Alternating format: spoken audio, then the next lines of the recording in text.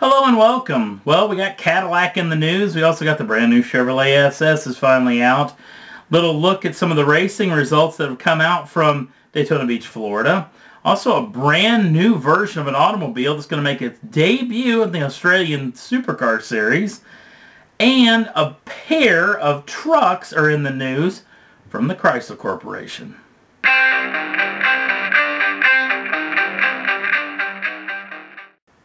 First up on the list, this is a picture of the brand new CTS-V Silver Frost Edition. As this will be the outgoing CTS version, we're going to get a brand new CTS. It's going to be coming soon. This vehicle, obviously, with the name, is going to get silver matte paint. And also, you're going to get these matte black, polished wheels, which doesn't make any sense to me. You're also going to get an option between black and yellow brake calipers. Suede inserts on the seats like the standard version, but you're also going to get suede steering wheel, suede gear selector, and whatnot. Only 100 units of this vehicle is going to be built, and to pair up with this version is going to be the Stealth Blue Edition, also getting the matte blue treatment on the vehicle, and it's going to get those polished matte black wheels, which still doesn't make any sense. No yellow or red option as far as brake calipers, silver only on this vehicle. You'll also get the suede steering wheel, the suede gear selector. Now, these vehicles are only going to be built 100 of each of these vehicles, so it's going to be pretty select.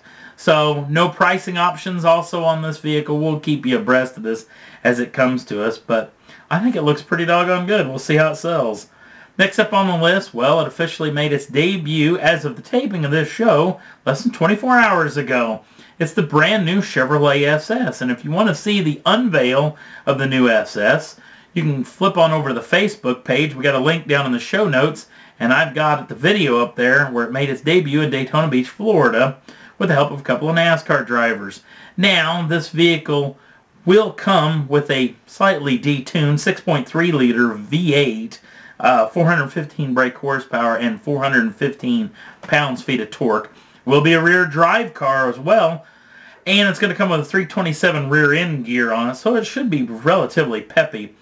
I did like Mark Royce's little stab at the competition when it comes to NASCAR, when it talked about having the only actual vehicle that's really close to the Cup car, means it's front engine, rear wheel drive, and it's going to have a V8 variant in it. Now, this vehicle I think is actually pretty attractive looking to me. A lot of people are really barking about this. And it's only 24 hours old, a little over 24 hours old as of the taping of this show. And people are already talking about maybe a hot rod version of it. I don't know if Cadillac would want Chevrolet to step on its toes and maybe make that CTS-V lump going underneath the hood of this car. Maybe to take the fight over to the SRT Charger and 300.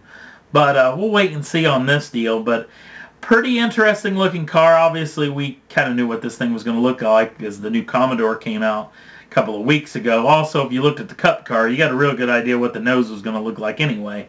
But good looking car, brand new car for the Chevrolet group. We'll see how this thing comes in the future. Also, sticking with Chevrolet, well, they cleaned house down in Daytona as of yet. They really cleaned house. Last night's race, as of the taping of this show, there was a shootout race for all the pole sitters, and a Chevrolet SS taking the win with Kevin Harvick at the wheel. Good night for Chevrolet as it likes to start off with speed weeks down in Daytona.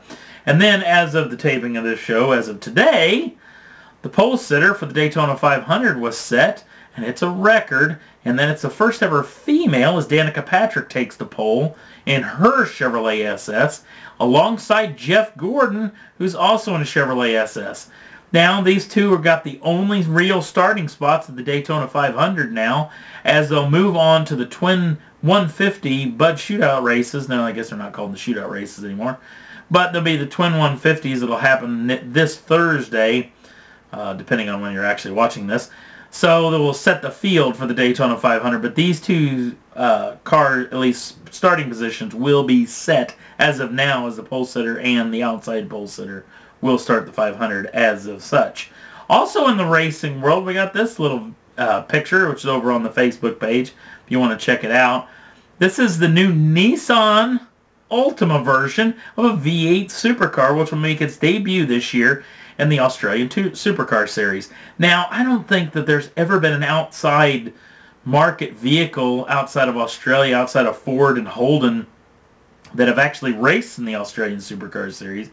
But the Supercar Series is expanding, though. It's going to be making a stop here in the United States, the Circuit of Americas, later this year, so that'll be a pretty exciting deal. And it'll be interesting to see how Nissan gets on in the new season ahead. Next up on the list is the picture of the Dodge Dakota. This was the outgoing version back in 2011.